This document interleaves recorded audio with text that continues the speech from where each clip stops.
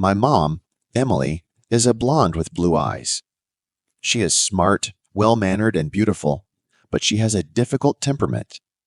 My father left when my brother was only a year old, and that's where my story begins. It was January, and my mom, brother, and sister and I were supposed to visit relatives. I am 20 years old, and my mom is 42. My younger brother, Jack, is only 1 year old. My mom had a driver's license and an old Chevy, so we set out early, hoping to make it before the weather worsened. The first 100 miles went smoothly. We listened to the radio and chatted. Snow-covered fields and frost-covered trees flashed outside the window. Eventually, we had to get onto the main highway, which took us onto a forest road. The road was paved, but potholed, and it was not an easy drive. After an hour of driving on the bumpy road, the car broke down. There was a snowy forest all around us, no one in sight, and the temperature was dropping fast. My mom tried to start the car, but to no avail. After a while, a tractor drove by and stopped. A man in his 50s got out. He introduced himself as George. He had a kind but weathered face and a reassuring demeanor. After inspecting our car, George said he could tow us to his village and have it fixed by morning. Mom reluctantly agreed. George towed our car to his barn on the outskirts of the small village. He then invited us into his house for tea. The house was small but cozy, with a fire crackling in the fireplace. Mother fed Jack and put him to bed. George lived alone, and though he was not used to visitors, he was hospitable and kind.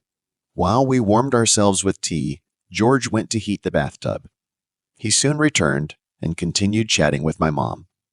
They talked about raising children and life in the village. As they talked, my mom seemed to relax and smiled at him more often. An hour later, I went to the bathhouse. It was warm, and the steam seemed wonderful after the cold. Mom and George were sitting at the table talking. I noticed that Mom was smiling at him, and there was a growing connection between them. When I returned, it was Mom's turn to wash up. George sat for a while before heading over there as well. I looked out the window and noticed that George hadn't left the bath for about 10 minutes. Feeling uneasy, I decided to check it out. As I walked over, I heard my mom's voice. "Yes, you're doing great, but don't rush so much." I froze, realizing what was happening. I felt a mixture of emotions, but I accepted it. It was Mom's choice, and they seemed to genuinely care for each other. The next morning, Mom told me we were staying because George turned out to be the good man she was looking for. She looked happier than I had seen her in years, and I couldn't deny that George was treating her well. A month later, Mom announced she was pregnant. George was immensely happy and began planning to expand the house. A year later, she gave birth to a baby girl who was named Grace, and our family felt complete. I enrolled in technical college and moved into a dormitory, excited to start a new chapter of my life. I was happy for my mom, but I couldn't stand listening to their love games every night, so I decided to stay in the city as long as possible. I found a part-time job at a local diner and spent most weekends at friends' houses instead of going back to the village. Despite the hardships, I knew my mom had found happiness.